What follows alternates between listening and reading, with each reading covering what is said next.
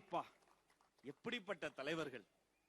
அதுல ஒரு சர்ச்சையை சொன்னாங்க, நீங்க இப்படி பண்ணிட்டீங்க அப்படி பண்ணிட்டீங்க, தமிழ் தாய் வாழ்த்துக்கு இம்பார்ட்டன்ஸ் தரல. அந்த இடத்துல இருந்தவனா இவர் சொன்னார், கிரீன் ரூம்ல அந்த அதிகாரிகளை கூப்பிட்டு சொன்னார், முதல்ல தமிழ் தாய் வாழ்த்து தான் பாடணும் சொன்னது மாண்புமிகு அமைச்சர் ஆதவ் அர்ஜுனா.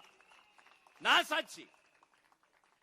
அவர் சொன்ன நான் சொல்றேன், சார் ஆமா சார் கண்டிப்பாக நீங்க தமிழ் தாய் வாழ்த்த பாடுங்க, அப்புறம் தேசிய கீதம் பாடுங்க, நிச்சயமா அதுக்கப்புறம் வந்தே மாதர் கூட பாடுங்க பண்றோம்னு சொன்னாங்க. மேடையில நிக்கிறோம், அந்த நிகழ்ச்சி நிரல் இருக்கும் பாருங்க, நான் அதை போய் கிழிச்சேன். ஏன்னா எனக்கு இவங்களை பத்தி தெரியும். கிழிச்சிட்டு ஃப்ரெஷ்ஷா ஒரு பிரிண்ட் அவுட் போட்டு கொடுங்க கொடுத்தோம். எல்லாம் ரெடி. நான் நிக்கிறேன், எழுந்து அப்படி அட்டென்ஷன்ல நிக்கிறேன். ஆனா மாறி அவங்க என்ன பிளான் பண்ணாங்களோ அதான் பாடினாங்க. நிகழ்ச்சி முடிந்தது, அதிகாரிகளை அழைத்தேன், யாரை கேட்டு மாத்தினீங்க, எப்படி இது மாறிச்சு? நான் சொன்னேன், மாண்புமிகு அமைச்சர் ஆதவ் சகோதரர் சொன்னாரு. அப்ப அவங்க சொன்னாங்க, சார் 3 டிபார்ட்மெண்ட் சேர்ந்து பண்ற ஃபங்க்ஷன் இது, லோக் பவன் மதிப்பிற்குரிய ஆளுநர் அவர்களினுடைய துறை பண்ற ஃபங்க்ஷன்.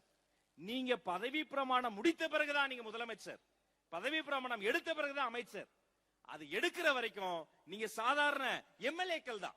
அப்ப இந்த நிகழ்ச்சி அவங்க நடத்துறது தான்.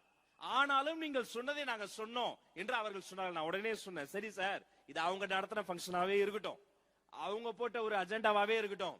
ஆனா இனி நடத்த போகிற, மீண்டும் மீண்டும் நடத்த போகிற ஒவ்வொரு ஃபங்க்ஷனும் மாண்புமிகு தமிழ்நாடு முதலமைச்சர் அண்ணன் சி ஜோசப் விஜய் நடத்த போற ஃபங்க்ஷன்.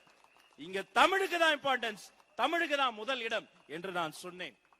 அந்த இடத்தில் எல்லாரும் போது முதல்ல குரல் கொடுத்தது உங்க ஊரு தொகுதி, உங்க தொகுதி எம்எல்ஏ இல்ல. நீங்க பெருமைப்படணும், தமிழுக்கு ஒண்ணுனா வந்து குரல் கொடுப்பார், களத்தில் இருப்பார்.